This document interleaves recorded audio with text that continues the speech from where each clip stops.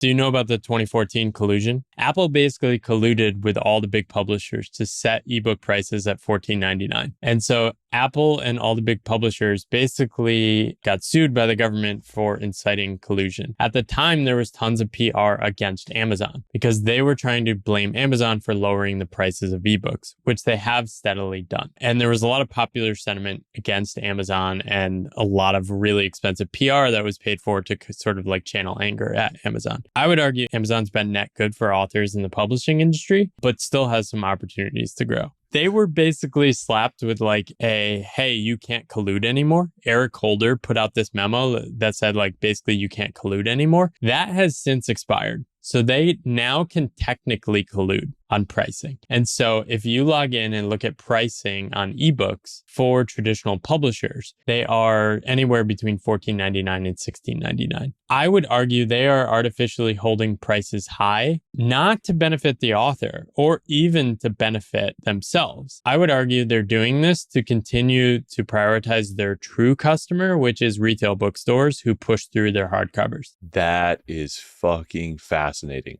I always wondered why all these authors, it is directly, obviously a bad decision for an author to set an ebook price at $14.99 because you make literally less money per book than if you would just price it at $9.99, and it's worse for the customer. But this makes sense. So publishers set those prices. Authors don't actually have control. Correct. If you were an author with a struggling book that was not selling and the bookstores stopped stocking it, you can't actually lower your price. This is why bundling everything with a traditional publisher, I think, is a really bad decision for authors. They should at minimum be looking for a reversion of rights on the digital copy such that they can experiment with pricing and get it in the hands of more people. Physical books do cost money to produce and are complicated on a global supply chain, but digital products are not. So it's sort of insane to entrust somebody who is getting paid for optimizing a global supply chain to distribute a literal file.